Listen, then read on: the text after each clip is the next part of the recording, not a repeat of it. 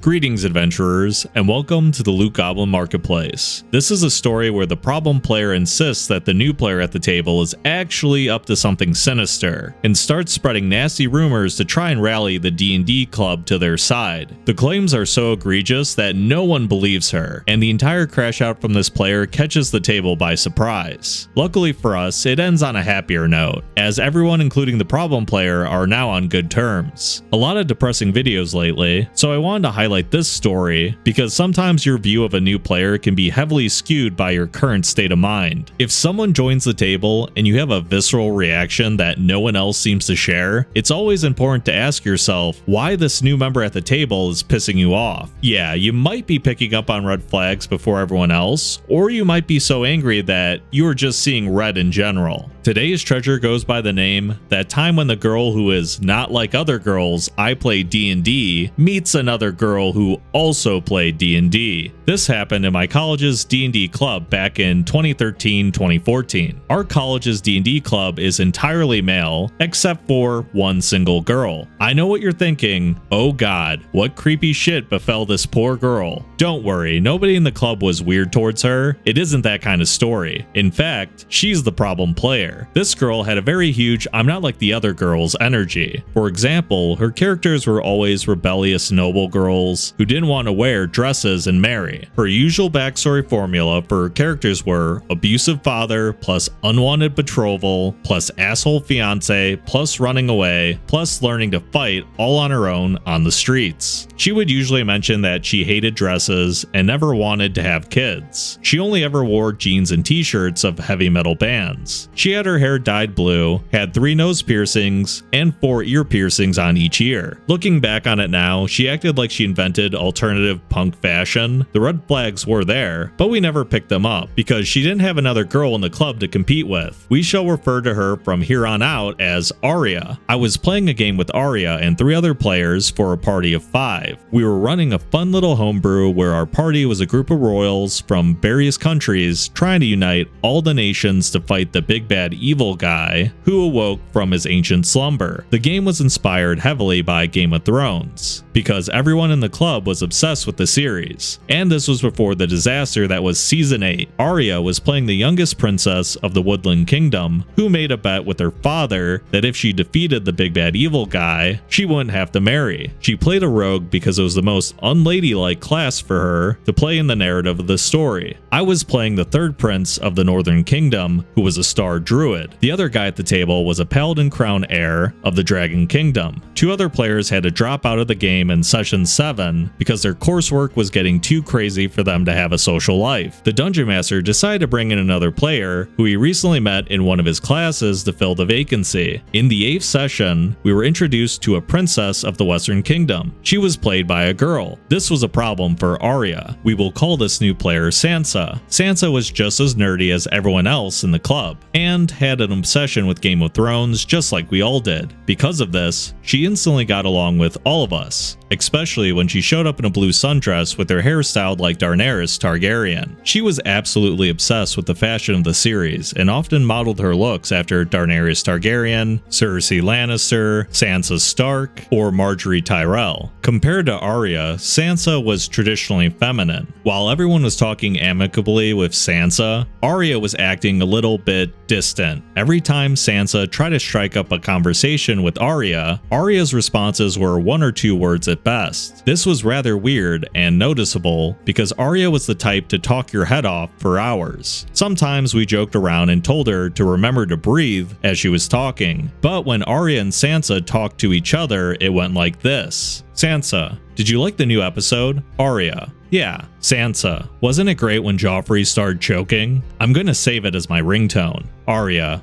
Sansa, and did you see the thorns in Queen Marjorie's wedding dress? I just love the attention to detail they put into the show. Arya, yup. Sansa seemed to be so excited to meet another girl who was into D&D and Game of Thrones just like her, but Arya always seemed like she wanted nothing to do with her. In-game, Sansa volunteered to build a life domain cleric to cover the original cleric's departure. She wore a homebrew dress of billowing with plate steel woven throughout it, so that she could wear dresses but still have it flow away from her feet and legs in combat so that it wouldn't impede her movement. Basically, she wanted to stay heavily armored while wearing a poofy flowing dress. It was approved instantly by the Dungeon Master. Arya, out of character, questioned the Dungeon Master on this homebrew, stating that it bent the rules of D&D a little too much, which was a crazy take to have at this game table because we all had really insane homebrew. My Star Druid had a homebrewed spell called Star Strike, which was literally Eldritch Blast but with radiant damage. I had an owlbear pet that functioned like a ranger's companion despite me not multi-classing into ranger. Also, it was made out of stardust and I could fuse with it to become a were-owlbear for 10 minutes with stats equivalent to a challenge rating 4 beast and the AC equivalent to heavy plate. The warlock that used to be in our party had a pact with Primus who gave him metamagic and sorcery points. He had a Modron as his warlock pet and was summoning duodrons and tridrons like a circle of the shepherd druid. Arya herself had a cape that turned into bat wings as a bonus action, gave her a flight speed of 25 feet, and she also had an invisible dagger that allowed her to do surprise attacks without hiding, so long as the blade was clean, and we ran old school sneak attack crit rules, so her sneak attack damage would be doubled on a crit, making her capable of one-hit killing non-boss enemies every now and then. Our own party had an effing baby metallic red dragon that he could ride because Targaryen things. Suffice to say, everyone in the party had horrendously busted homebrews. With all of this in-game, the fact that Arya drew the line at a billowing armored dress was rather baffling. The Dungeon Master didn't do anything because Sansa's homebrew dress was the most harmless homebrew in the entire game. This would occur multiple times. Every time Sansa asked for a homebrew that helped catch her up to our power level, Arya would have concerns about how it was effing up the rules, even though everyone at the table was constantly desecrating rules as written by simply existing. We were all level 8, but our homebrews probably made us functionally level 12 or higher. We also definitely abused the rule of cool, outright throwing the book away to do awesome shit. One time, Arya threw her Batwing cape to Paladin, who caught it and wore it mid-combat so he could fly alongside his dragon and have an epic final kill on a boss monster. The whole process broke item interaction and attunement rules, but the Dungeon Master allowed it because the end result would be super epic. But whenever a rule of cool moment happened to Sansa, Arya suddenly became a rules lawyer. There was a moment where Paladin was going to allow Sansa to ride his dragon so that the two of them could do some awesome combo attack, but Arya argued a full 20 minutes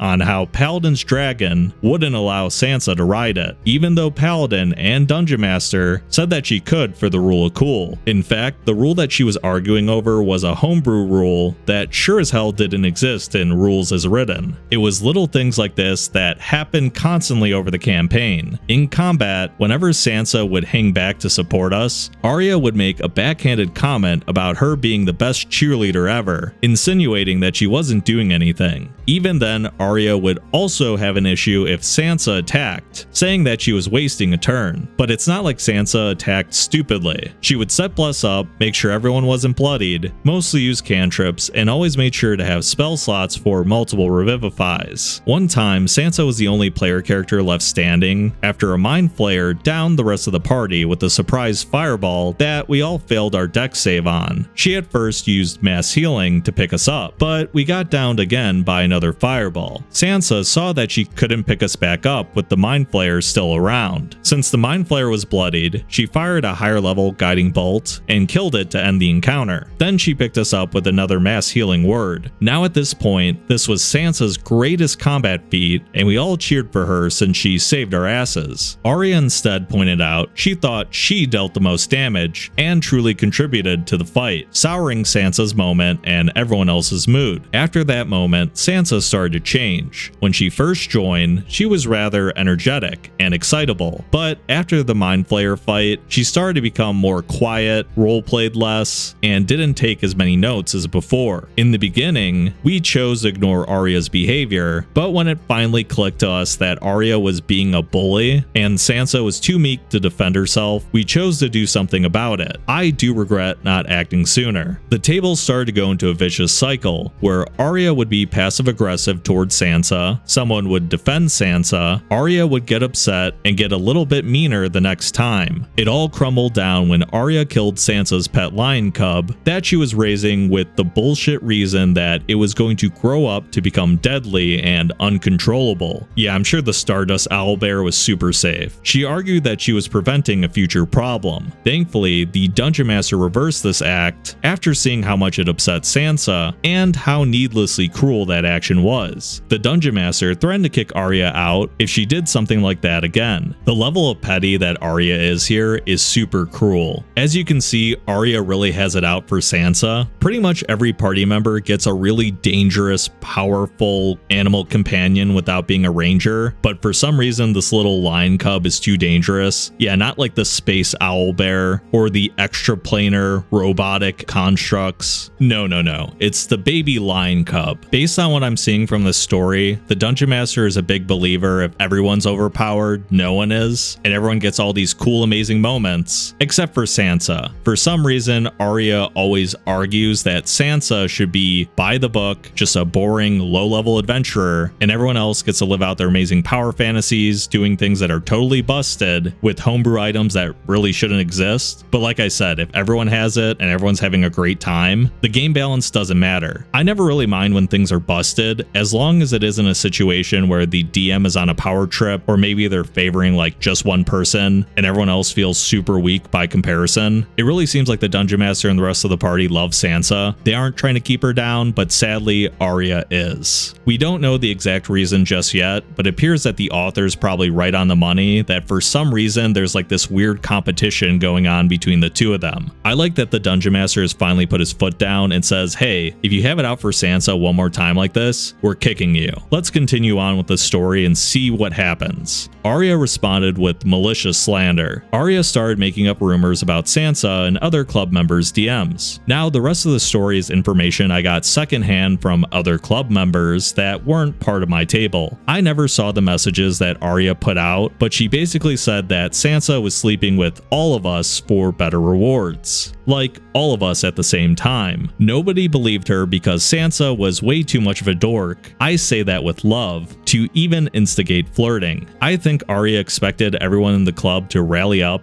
gather pitchforks, light torches, and kick out the accused harlot to the streets based purely on hearsay. That didn't happen. Instead, the club members told the club president, and the club president took Arya aside and asked her, yo, what the F is your deal? Did Sansa do something to you? Why do you hate her so much? Apparently, Arya answered with a slut-shaming tirade against Sansa, saying that she was dressing slutty to get the guy's attention, flirting with everyone, pretending to like D&D, and being a fake fan of Game of Thrones. It bothered Arya that us guys couldn't see how fake Sansa was, and she was effing sick of it. This was not true. Sansa's dress was literally down to her ankle, and she wore a chemise to hide her cleavage that she was constantly pulling up. She gave the vibe that she was a bit insecure with herself. She wasn't capable of flirting with anyone because she only talked about medieval fantasy dresses or Game of Thrones. She didn't know any other topic of conversation. Anyone who played a game with her can actually tell that she liked D&D, and it was clear that she played a shit ton because of her game knowledge. She knew my druid spells better than me. She not only liked Game of Thrones, but she read all the books in A Song of Ice and Fire, the books the TV show was based on, as well as the supplementary lore books by George R.R. Martin, like the Dunk and Egg series and Fire and Blood. For some reason, Arya saw Sansa as some kind of stereotypical preppy blonde girl from some bad Disney Channel movie, and not for the massive dweeb that she actually was. Word got around to Sansa, and she expressed that she was going to quit the club because she didn't want to be the center of any drama. The club president told her she didn't do anything wrong, and that she didn't have to leave. Then the club president told Arya to cut this shit out because it was bullying, and nobody in this club of basement-dwelling geeks were big fans of it. I love how many times this guy has just dunked on the club for being too nerdy. He's honestly bullying himself a little bit here. Arya rage quit when she realized everyone was taking Sansa's side, and another club member took her spot at her table. This whole mess happened years ago, but years later, things got better. I happened to have gotten back in touch with Arya in 2019 after I went on a massive public tirade over Game of Thrones Season 8 on my social media. My post triggered a reunion of our old D&D club members as they all flocked to my page to bitch about the last season. We created a chat room to further air out our grievances with Game of Thrones ending. During this reunion, Arya reunited with Sansa for the first time in years. Get this, Arya actually apologized to her. Arya said that she deeply regrets what she did and cringes heavily over her "I'm not like other girls" phase. She says that whenever she remembers her antics from that point in her life, she convulses from utter shame. She says that she sometimes lays awake at night for hours, wishing she had more social awareness during that time. She said that she feels really bad that she tried to bully another woman out of an already male-dominated hobby, and feels awful about pitting two women against each other. Sansa forgave her, shared her own cringy feelings over how she used to walk around in her high fantasy clothing all the time, and both of them had a good laugh. As they chatted, they found out that they both changed careers a year out of college, went back to school, and became nurses. They even practiced in the same field of medicine, under the same big medical company, just in different hospitals. To nobody's surprise, they had a lot in common. Shame they missed out on a potentially close friendship earlier. I don't think they hang out in real life, but at least they're internet friends now. I see them on my feed every now and then complaining about crappy doctors and sharing funny work stories. I really love a happy ending in these RPG horror stories. Obviously, this story benefited from being a long time ago, so there was time for the problem player to kind of grow, understand their ways, and eventually make amends. So for RPG horror stories that are more fresh, sometimes that blow up has just happened and there's no chance of that happening anytime soon. I do think it's kind of funny that Game of Thrones ending is just universally hated, to the point that it actually made amends in this friendship. I guess a mutual hatred can always bring people together. Another reason I picked this story is because of how one-sided this hatred from Arya is. Sansa, the Dungeon Master, and the rest of the players really don't understand where the hatred's coming from. I feel like a lot of the time there's these stories where a problem player is being enabled by someone or getting some kind of favoritism, but in this situation everyone was kind of against Arya because it was so one-sided that there was genuine confusion on why there was this much hatred. And even with the Dungeon Master, the club president, all the other party members kind of defending Sansa, they weren't able to resolve this without just kicking Arya out. Whenever you're in a situation where you really hate a player and you feel like you're the only one that feels this way, yeah, it's important to bring it up at the table, but sometimes, you know, it is just you.